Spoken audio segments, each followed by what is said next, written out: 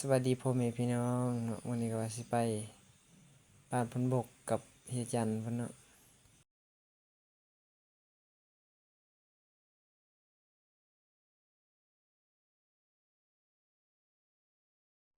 นี่กำลังออกไปเลยพี่น้องเอ้ยจะเบิ่งนี่ฮะ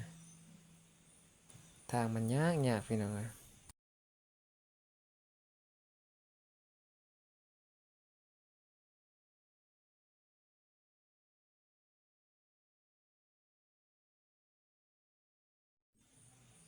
นี่ก็ใกล้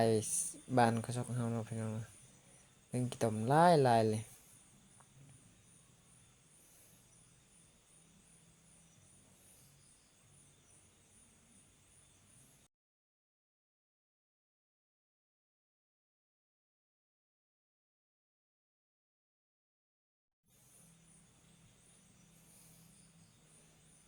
นี่ก็ไปฮอดกลางบ้านเขาชกยังบ่ทันฮอดใช่เนาะพี่น้องเนาะ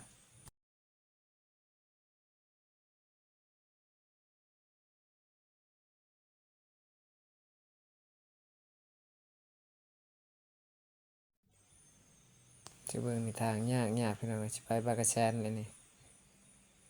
ทางออกชุดบ้านกระชกเฮาเลยนี่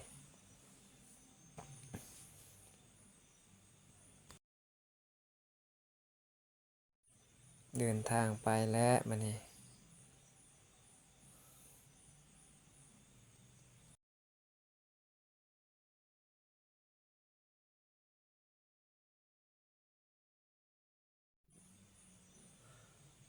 ทางยากพี่น้องเบิ่งนี่ก็ทางแยกเส้นหนึ่งไปหน้าเส้นหนึ่งก็ไปทางเดิมนี่พี่น้องเอ้ย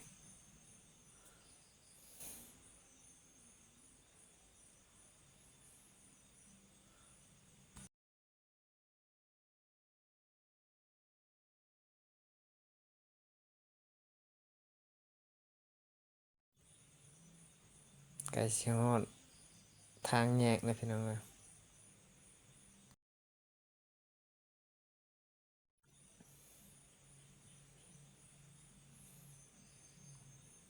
จะเบิ่งนี่ยากพี่น้องเอ้ย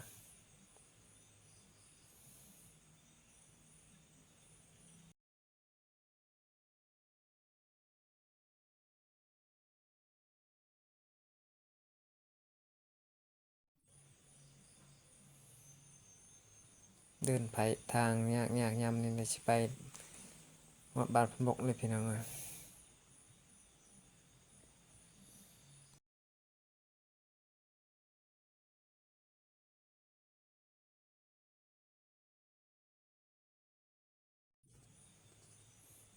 นี่ใกล้สิฮอดทางแยกทางไปกระแสนเลยพี่น้องเอ้ยนี่ทางไปเข้าไปพะลานนี่ทางไปกลางกระแสนเลยพี่น้องฮอดทางแดงเลยพี่น้องเอ้ย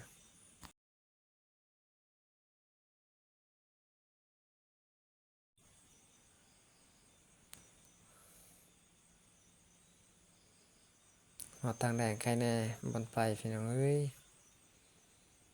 มันลำบากนี่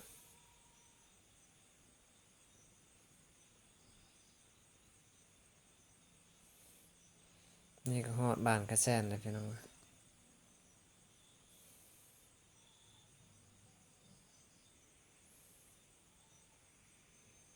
กำลังเริ่มเข้าบ้านเลยเนี่ย